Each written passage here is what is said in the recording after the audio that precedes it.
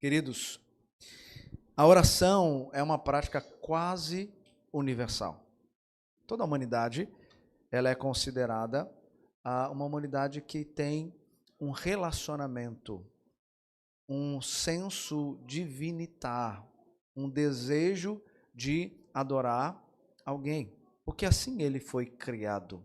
E a oração é um caminho mais próximo para eu me conectar com aquele a quem eu adoro, para eu conectar com aquele a quem eu presto o meu culto, seja Deus, ou seja, qualquer outro elemento que a pessoa entenda que ela pode usar como objeto de adoração.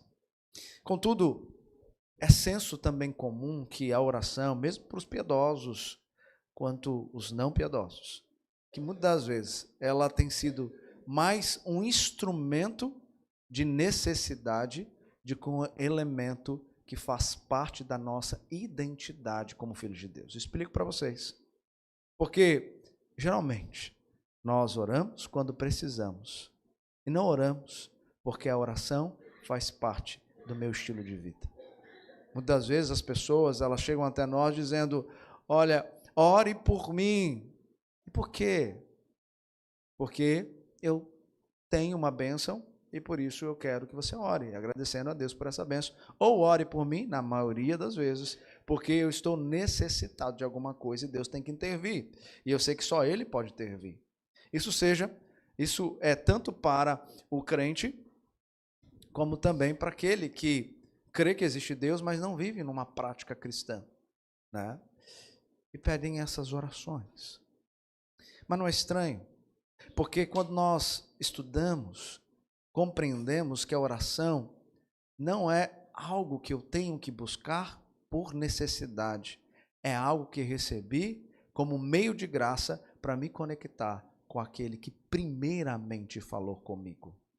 Então a oração não é um objeto, a oração é um traço da minha identidade com Cristo. E Paulo está trazendo essa realidade para esses crentes. Ele vai dizer que a oração ela é necessária e a continuidade dela revela a sua identidade. Revela, de fato, esse estilo de vida que agora você tem, que não busca por um recurso de emergência, mas, de fato, a usa como meio de graça para estar continuamente conectado com aquele que amou você. Ao encerrar a sua carta aos Colossenses, o apóstolo, ele nos oferece instruções práticas e espirituais que revelam o estilo de vida de alguém que foi alcançado por Cristo. Ele nos chama a uma vida de oração perseverante, uma vigilância constante, que deve ser acompanhada de um culto de gratidão, ou seja, com ações de graças, e também vivendo a missão. Porque ele vai dizer sobre evangelização aqui, sobre missão, e que essa missão tem que ser intencional. Mas ele não para por aí.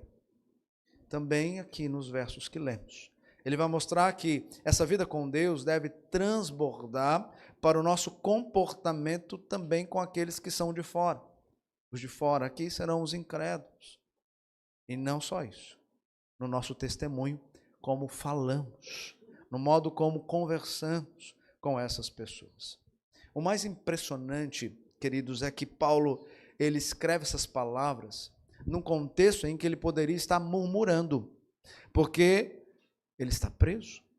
Mas mesmo em prisão, Paulo, ele leva a igreja a compreender que não era para orar para que ele fosse solto, mas é para orar para que o evangelho continuasse sendo ensinado, proferido.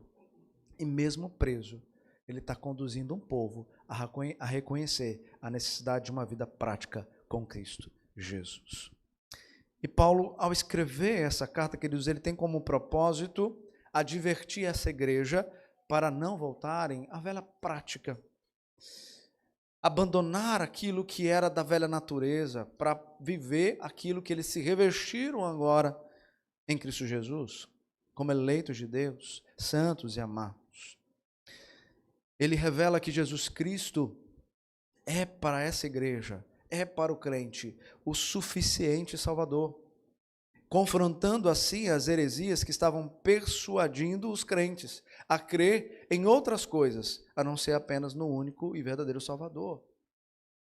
E ele então apresenta a grandeza de Deus.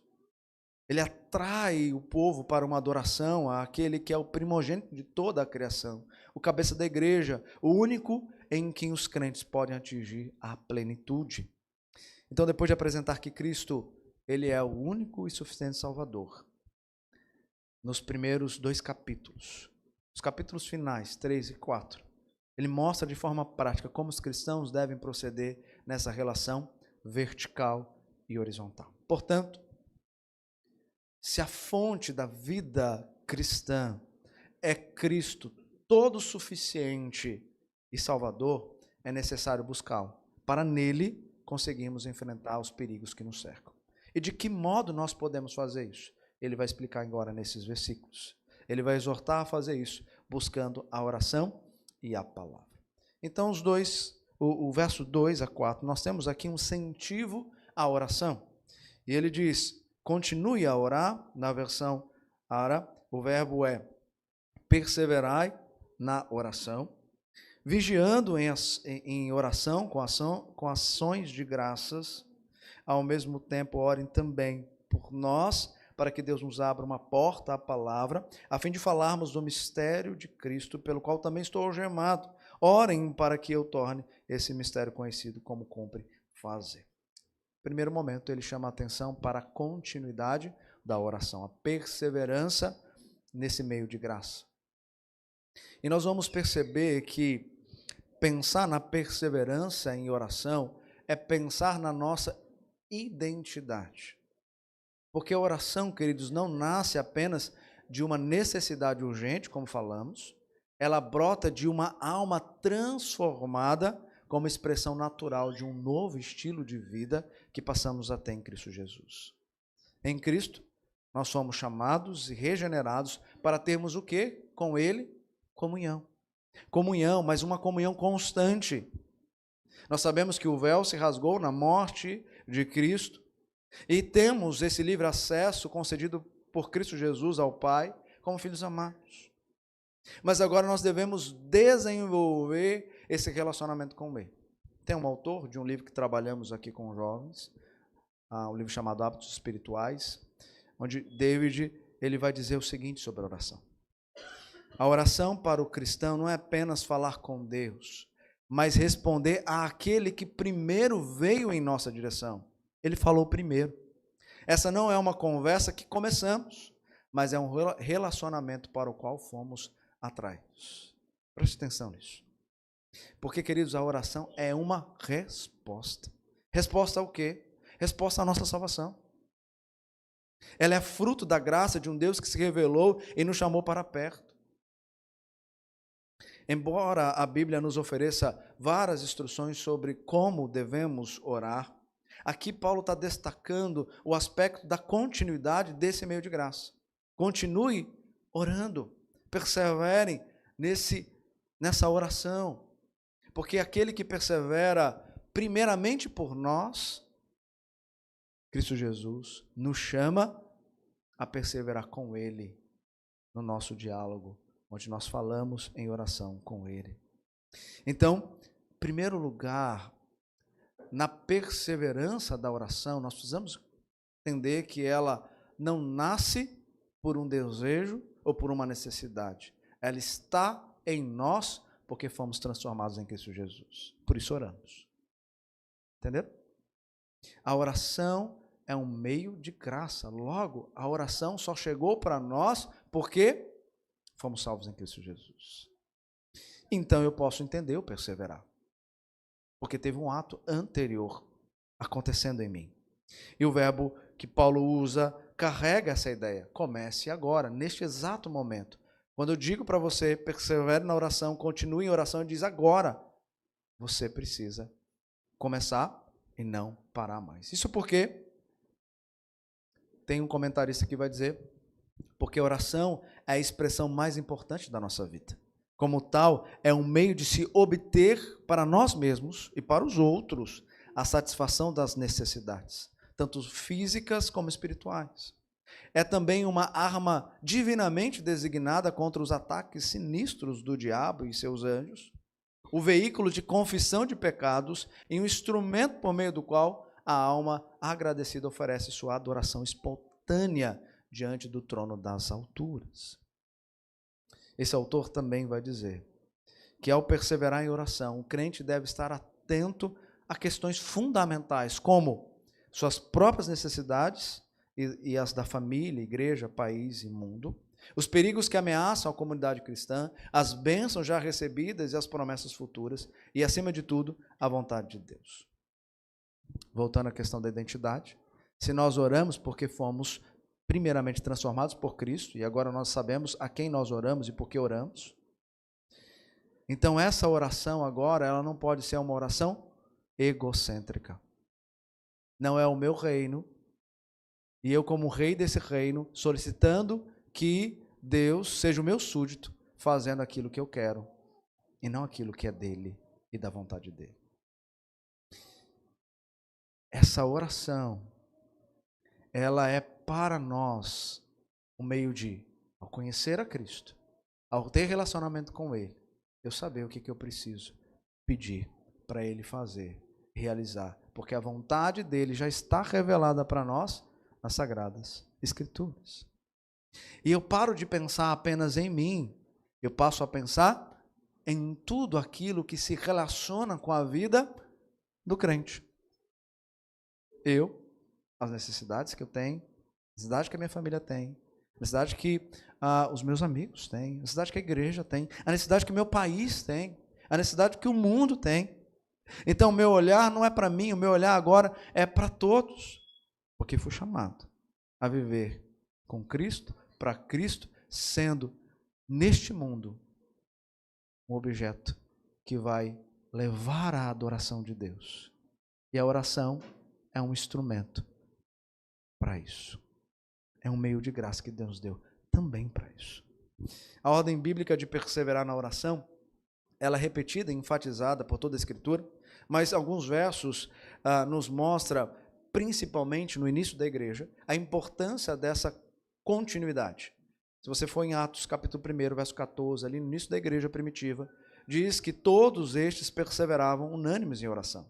Lá em Romanos, capítulo 12, verso 12, Paulo vai dizer: regozijai-vos na esperança, sede pacientes na tribulação, na oração, perseverantes.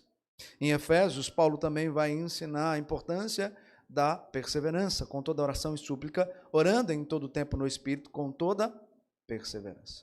Por isso que a perseverança na oração não pode estar condicionada a um desejo específico, como um relacionamento, um emprego, uma solução pontual. Se oramos apenas por algo, quando alcançamos, nós paramos de orar. Não é verdade? Quantas pessoas chegaram até você pedindo, ore por mim, por essa situação? E insistiu para que você continuasse orando, alcançou aquilo que ela pedia, de forma positiva, inclusive.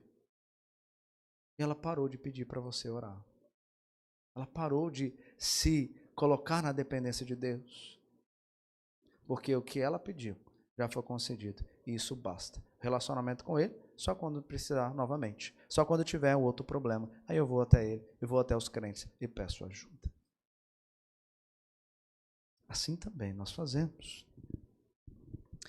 Se orarmos apenas por algo, queridos, e não alcançarmos, nós vamos, de fato, desistir de continuar e vamos perder de vista o que é o propósito da oração. Esse mesmo autor dos hábitos espirituais, ele vai dizer que o propósito da oração é muito mais profundo. Ele vai dizer, chegar com humildade, expectativa e por causa de Jesus, com ousadia, a presença consciente de Deus, relacionar-se com Ele, conversar com Ele e por fim desfrutá-lo como nosso grande tesouro é o propósito da nossa oração. Orar é desfrutar da presença de Deus. Por isso, perseverar na oração ou em oração é viver diante de Deus em todos os momentos, seja de forma verbal ou não verbal, seja proferindo ou de forma introspectiva, orando em silêncio. Perseverar é orar quando acordamos, quando Estamos fazendo as nossas atividades corriqueiras, lavando uma louça, dirigindo um carro. Muitos acham que orar é só a conexão quando fechamos os nossos olhos. Não. Orar é quando nós nos conectamos com a nossa mente e coração àquele que está em nós, está nos ouvindo.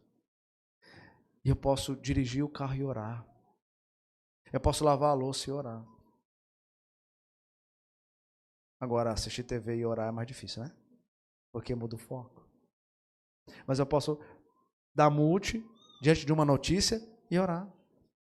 Isso é perseverar na oração. Isso é se conectar com aquele que fala conosco para nós falarmos com Ele. E essa é a esperança, faz parte dessa identidade que Paulo descreve para nós em toda a carta aos Colossenses. Então, continue a orar. Mas como devemos orar e perseverar nessa oração? Ele vai dizer, vigiando.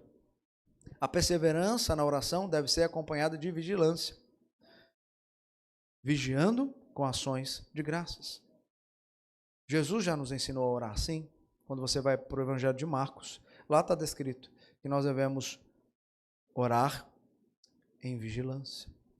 A oração sem vigilância pode se tornar vulnerável, desatenta, desconectada da realidade espiritual à nossa volta. Se nós pensarmos em dois personagens bíblicos para exemplificar esse conceito da vigilância, nós podemos pensar, por exemplo, em Pedro, quando lá no Getsêmani, ele deveria estar vigiando, mas ele não fez isso. E quando então chegaram os guardas com Judas, o traidor, ele tomou uma atitude equivocada e foi repreendido pelo próprio Cristo ao tomar daquela espada. Mas por outro lado, nós temos um homem que estava construindo um muro, juntamente com o povo, restabelecendo ali na cidade santa a dignidade do povo de Deus. Mas muitos estavam querendo maltratar o povo. E ele coloca guardas, eles tomam a espada, enquanto, ao mesmo tempo, estão levantando o muro. Ele entendia a importância de continuar na missão que Deus concedeu a ele, de reconstrução do muro, mas ao mesmo tempo se tornar vigilante, porque o inimigo estava à espreita. Então Neemias, ele é um bom exemplo.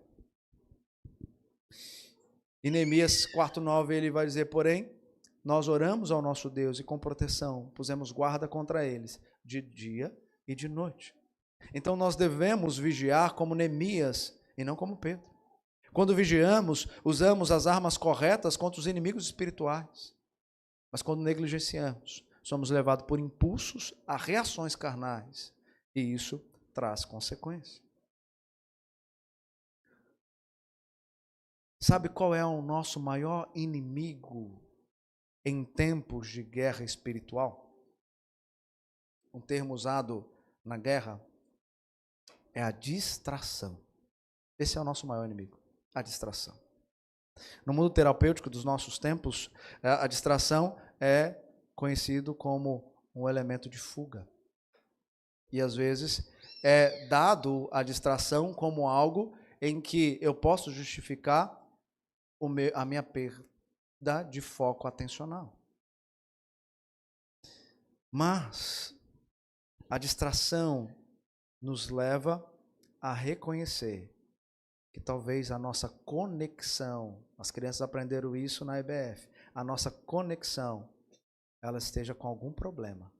E no meio dessa informação de ir e vir de dados, tem ali situações pecaminosas que me impedem de me conectar com Deus. E o foco atencional, ele perde a concentração. E a distração passa a ser aquela que vai ditar a forma como eu vivo.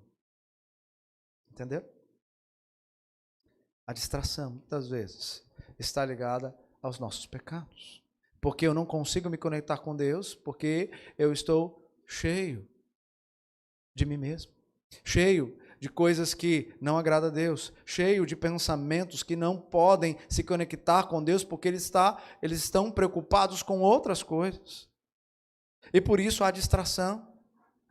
E por isso a perda de foco atencional. E por isso eu não vigio. E eu caio. Eu tomo atitudes erradas. Orar e vigiar é você entender que conectado com Deus não tem como falhar, porque a distração não tomará o lugar de um desejo de buscar a presença todo dia e contínua desse Deus vivo e verdadeiro. Vigiai e orai, para que não entreis em tentação. Não é isso que o texto diz? O espírito, na verdade, está pronto, mas a carne é fraca. Então o texto já nos revela aqui, no Evangelho de Mateus, nas palavras de Jesus, que a distração tem a ver com o aceite das tentações que se chegam até nós. Vigiai e orai para que não entreis em tentação. O espírito, na verdade, está pronto, mas a carne é fraca. Nesse contexto de Paulo, vigiar significava proteger a igreja das heresias de Colossos. Vãs filosofias, legalismos e misticismos que ameaçavam a pureza do Evangelho. Nada diferente de hoje, onde também nós estamos sendo a todo tempo atacados com uma falsa religião, com misticismo entrando nas igrejas dizendo, você não precisa apenas crer, você também precisa sentir os milagres para dizer que você tem uma vida espiritual maior do que a do outro. Então o texto nos ensina que nós devemos orar de forma contínua, perseverando, vigiar, e o elemento que precisa estar presente é o agradecimento. E aí a pergunta é, por quê? O coração grato, ele está em todo tempo conectado. O coração grato, em todo tempo, ele está conectado. O coração que murmura não está conectado. Então, olha a sequência que Paulo está trabalhando nesses verbos. Vocês precisam perseverar na oração, vigiando com ações de graças. Porque a ação de graça é um elemento que Deus concede a você no reconhecimento de quem você é e de quem Ele é, do que Ele faz, do que Ele realiza na obra contínua de sustento, de direcionamento da sua vida com Ele. Essa vigilância deve estar entrelaçada com ações de graça, porque a gratidão é uma das marcas mais evidentes de um coração regenerado. Quem está profundamente consciente das bênçãos recebidas, das promessas de Deus, responde com gratidão. Uma gratidão constante. Paulo insiste nesse ponto, mesmo estando preso. Quando lá em Filipenses ele diz, não andeis ansiosos por coisa alguma, em tudo, porém, sejam conhecidas diante de Deus as vossas petições pela oração e pela súplica com ações de graças. Mesmo na prisão, Paulo vê motivos para agradecer, porque compreende que tudo coopera para o bem daqueles que amam a Deus. Aquele que não é grato se torna um murmurador, e a murmuração sufoca a comunhão com Deus. Um coração que murmura resiste à presença do Senhor. E a causa disso é a distração. Mas aquele que anela a presença de Deus é grato. Mesmo nas dificuldades, ele reconhece que sua vida está nas mãos soberanas de Deus. Por isso, sua oração nasce da fé e é sustentada pela gratidão daquele que continuamente te alimenta com conhecimento a respeito dele e de nós mesmos. Paulo nos ensina, portanto, perseverem em oração, mas façam isso vigiando com ações de graças, pois a gratidão revela que confiamos naquele que trabalha por nós. Mas ele não para por aí. E agora ele vai dizer que nós devemos anunciar. Verso 3, ao mesmo tempo, orem também por nós para que Deus nos abra uma porta à palavra a fim de falarmos do mistério de Cristo, pelo qual também estou algemado. Paulo não pede oração para ser solto, mas para que uma porta se abra para o Evangelho. Mesmo preso, sua maior preocupação era a pregação da palavra.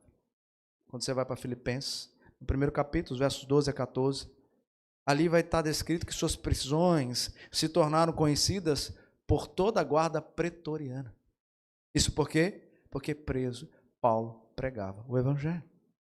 E ele diz à igreja de Filipos: igreja, ore para que eu continue a pregar o evangelho. E no final da carta, ele manda menções de gratidão e saudação da própria guarda pretoriana. Por quê? Porque aquela guarda pretoriana ouviu da voz de Paulo sobre uma igreja que foi transformada por Cristo Jesus, e que eles também poderiam ser transformados por Cristo Jesus. E por isso eles estavam gratos, inclusive por alguém que eles nem conheciam, mas sabiam que possivelmente eram também da família da fé. Paulo, em outro momento, o momento que ele está plantando a igreja de Filipos, lá em Atos capítulo 16, ele e Silas estavam orando e cantando aonde? Na prisão.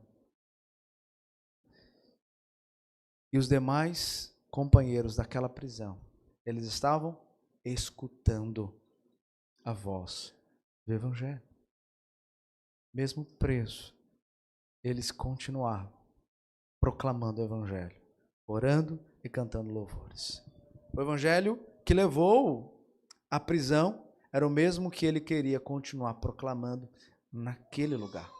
Ele não diz, ore para que eu saia e volte a pregar. Ele diz, orem para que a palavra avance mesmo aqui. Porque ele vê aonde muitos dizem, você é fracassado porque está preso. Ele via a oportunidade para ser intencional na propagação do evangelho, porque ele sabia que todas as coisas cooperavam para o bem daqueles que amavam a Deus. E mais, ele pede que orem para que ele anuncie, verso 4 no finalzinho, como deve ser. Ou seja, uma mensagem boa, pregada de maneira correta, traz frutos, mas uma mensagem pregada de um coração cheio de amargura, de ódio, ou qualquer coisa desse tipo, atrapalha a missão. Atrapalha a missão. Então Paulo pede para que Deus conceda graça e sabedoria diante dos presos, diante das autoridades, para que ele possa cumprir como deveria essa missão. Ele aproveita todas as oportunidades. Será que também fazemos a mesma coisa? Aproveitamos as oportunidades que Deus nos dá, seja no ônibus, seja no mercado, no consultório, na fila de banco. Hoje está mais difícil ter fila de banco, né? Em casa, na internet. Será que nós aproveitamos todo o tempo, a oportunidade para falar desse evangelho? Esse é o primeiro ponto do nosso texto. E eu quero chamar a atenção e aplicar esse primeiro ponto, dizendo que nós precisamos perseverar, vigiar, agradecer e anunciar. Isso não são apenas deveres, mas como falamos, são marcas da identidade cristã. E tudo isso parte de uma realidade. Primeiro, ouvimos a palavra, somos chamados, transformados, e depois oramos por ela e através dela. Ou seja, se nós não entendermos quem somos, não compreendemos o propósito da oração, e como consequência as nossas orações serão vazias e muitas vezes egoístas. Orar, todos oram, mas orar conforme a vontade de Deus, só aquele que nasceu de novo. Entenda isso. Orar, todos oram, mas orar conforme a vontade de Deus, só aquele que nasceu de novo. Porque a verdadeira oração nasce da palavra aplicada à alma redimida, que depois reconhece ao Senhor com uma fé e reverência. Aquele que ora sem conhecer a Escritura, ora sem ser ouvido. E não há oração eficaz sem conteúdo, queridos. E o único conteúdo que Deus ouve é o que o Espírito Santo mesmo plantou através da palavra. Não é isso que Paulo nos ensina? Nós não sabemos orar como convém, mas é o Espírito que intercede por nós com gemidos inexprimíveis. Ou seja, só há conteúdo na oração que será ouvida por Deus, entregue por Jesus, se houver conteúdo, se tiver verdadeiramente palavra de Deus, se eu conhecer aquilo que eu peço, porque Ele já revela para mim aquilo que eu preciso, diante da vontade revelada dEle nas Sagradas Escrituras. Por isso eu quero que você preste atenção. Igrejas sem conteúdo bíblico cobrarão de você um mover espiritual sem base. Com orações que falam de mistérios, determinações e certezas humanas, que ultrapassam, inclusive, a soberania de Deus. Pode fazer, que vai dar certo. Fica tranquilo, que já será curado.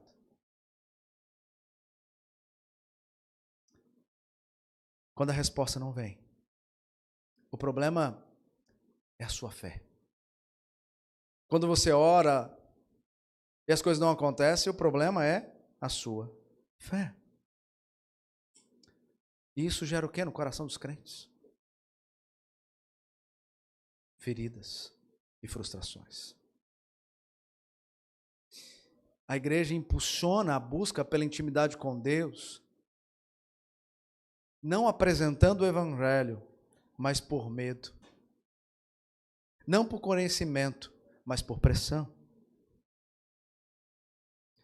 Será que é por isso que, muitas das vezes, somos considerados menos piedosos ou fervorosos? Entenda isso, queridos. Muitas igrejas vazias de conteúdos são igrejas que impõem sobre você uma vida piedosa, mas aqui está o problema. Não existe vida piedosa sem conhecimento. O conhecimento gera piedade e não o contrário. Ou seja, se não há leitura da palavra, se não há meditação nas Sagradas Escrituras, se não há compreensão de quem nós somos, de quem Cristo é, então a minha oração pode nem ser ouvida. Mas eu vivo numa imposição religiosa que diz que eu preciso viver desse modo, para que os milagres aconteçam, para que o sobrenatural de Deus chegue até você. E quando não chega, o que colhemos? Frustração. Nós não determinamos a vontade de Deus, isso está claro na Escritura. Nós apenas clamamos, conhecendo a vontade de Deus. Entendeu? Nós não determinamos qual é a vontade de Deus, porque ela já está determinada pelo próprio Deus. E ela está revelada na Sagrada Escritura, só preciso conhecer, para eu pedir aquilo que de fato é necessário e aquilo que Ele quer me dar. Entendeu? Mas tem igrejas que estão dizendo que mesmo sem conhecimento, você precisa impor os milagres para Deus. A pergunta é, quem é soberano? Deus? Ou a fé que você diz ter? Nós temos que tomar cuidado com a hipocrisia, porque a piedade sem conhecimento é isso, é hipocrisia. Orar a Deus é um privilégio, e esse privilégio passa por um conhecimento humilde. Seja feita a tua vontade e não a minha. É um conhecimento sobre qual é a vontade de Deus sobre nós. Então Paulo está dizendo isso para essa igreja. Está dizendo que assim deve ser o proceder em oração. Mas ele não para por aí. Agora vem o segundo momento do texto. Esse segundo momento está nos versos 5 e 6. Sejam sábios no modo de agir com os que são de fora e aproveitem bem o tempo, que a palavra dita por vocês seja sempre agradável, temperada com sal, para que saibam como devem responder a cada um. A oração perseverante e vigilante, acompanhada de gratidão e intencionalidade missionária, conduz naturalmente a uma vida sábia e um testemunho verbal que edifica. O relacionamento com Deus deve afetar profundamente o nosso comportamento diante dos homens. Ele diz: portai-vos com sabedoria, ou sejam sábios no modo de agir. Aqui nós temos mais um imperativo no texto, e o verbo nos dá a ideia, ou tem o sentido, de você andar ou conduzir-se, ou seja, viver de uma maneira contínua. Paulo está nos chamando, de forma mais profunda, a viver também aquilo que ele pediu no verso 4.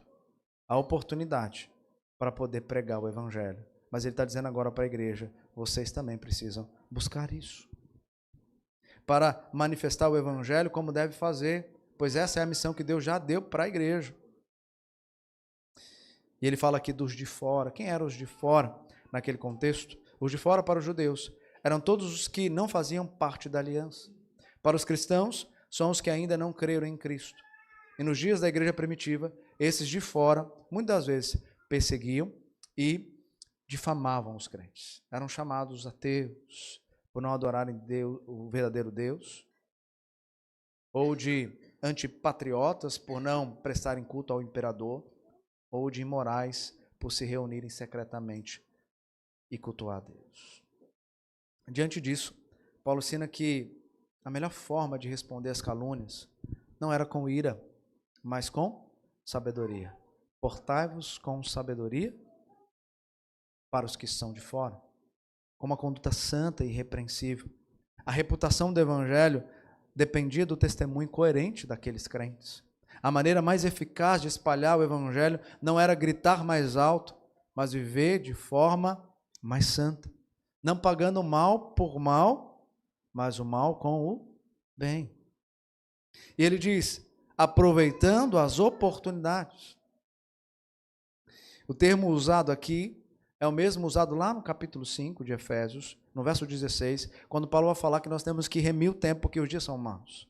A ideia do remir é a ideia de comprar o tempo. Era um termo usado dentro do comércio daquela época para você saber escolher o melhor produto. Então ele usa esse termo para dizer que nós temos que comprar o tempo. Afinal de contas, o dono do tempo agora somos nós. Na verdade, não o dono, nós somos o mordomo do tempo. O dono é Deus. Nós agora administramos o tempo que Ele nos deu. Ou seja, quem cuida da agenda somos nós mesmos. Nós dizemos, nós não temos tempo para nada, não tem tempo porque você não quer. A agenda é tua, você que define o seu proceder. E ele diz, então, aproveite para remir, ou seja, aproveite para comprar o melhor momento, ou as melhores oportunidades. Para que finalidade? Para a finalidade da missão, a finalidade de pregar o evangelho, de anunciar as boas novas de salvação. E o motivo disso, como Paulo vai ensinar em Efésios, os dias são maus. O único meio de aplacar a maldade do mundo é o evangelho, pois só ele transforma, só ele muda corações que estão voltados para o mal. Então a injustiça, de acordo com o texto, deve ser respondida com o evangelho, com sabedoria e graça. E ele vai dizer que a nossa palavra tem que ser temperada com sal, ou seja, a palavra seja sempre agradável, temperada com sal, para saberes como deveis responder a cada um. Se a conduta deve ser sábia, o falar deve ser gracioso. E Paulo nos exorta a usar palavras que edificam, não apenas quando pregamos aos de fora, mas em todo o tempo. O contexto imediato da carta já nos mostra isso. Quando você vai lá no capítulo 3, quando Paulo vai falar do despojamento, ele vai dizer, despojai-vos da linguagem obscena do vosso falar. Verso 9, não mintais uns aos outros. Verso 16, habite ricamente em vós a palavra de Cristo, para o quê? Para instruir e aconselhar uns aos outros. Como nós lemos em Tiago capítulo 3, nós temos um alerta, onde Tiago lembra que a língua pode ser instrumento de bênção ou destruição. A boca fala, a Escritura já nos disse também, que está cheio o coração. Portanto, se o coração está cheio do Evangelho, o falar será gracioso.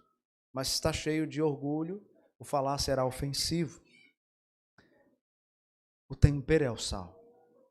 Porque o sal, ele purifica, ele preserva, ele realça o sabor desse evangelho.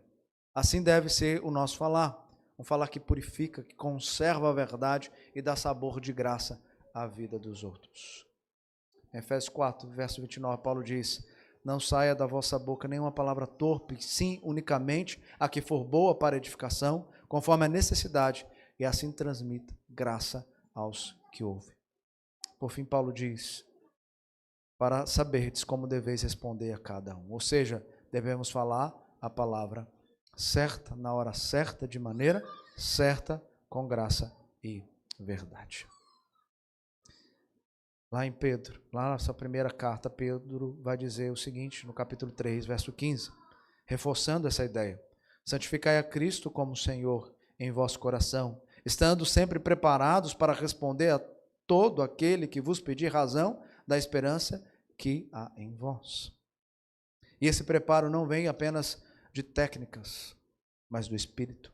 E Jesus prometeu, quando vos entregarem, não vos preocupeis com o que haveis de falar, porque vos será concedido naquela hora o que haveis de dizer no Espírito. E vos darei boca e sabedoria a que não poderão resistir. Queridos, a carta de Paulo começa como? Se você for lá para o capítulo 1, verso 9, como essa carta começa? Desde o dia em que ouvimos, não cessamos de orar por vós. Ela começa em oração. E agora, depois de tantas instruções, ele termina chamando os crentes também à oração. Mas uma oração perseverante e um testemunho sábio. A oração, queridos, abre os céus. A conduta abre os olhos dos homens. E o falar gracioso abre os ouvidos e os corações para o Evangelho. Mas como viver nesses dias maus? O texto então nos ensinou, perseverando na oração, vigiando contra o pecado e os enganos, sendo grato em todas as circunstâncias, intercedendo por outros, não apenas por nós mesmos, aproveitando as oportunidades para evangelizar e falando com graça e sabedoria em qualquer situação. Tudo isso flui de um coração regenerado, que foi alcançado pela palavra. Por isso que a oração só é eficaz quando nasce do coração que ouve a Deus. Não há oração sem conteúdo bíblico e não há evangelho sem uma vida coerente com ele. Que Deus nos torne crentes perseverantes, vigilantes, gratos e missionários. Que a nossa vida e o nosso falar glorifique ao Senhor e aponte sempre para Cristo, o nosso Salvador. Pois esse é o maior tesouro que nós temos. Amém? Muito obrigado por nos acompanhar até o final deste vídeo. Para receber mais reflexões e ficar por dentro dos próximos conteúdos, te convidamos a seguir as nossas redes sociais que estão na descrição. Alguns vídeos aparecerão na tela caso queira continuar nos assistindo. Abraço e até a próxima.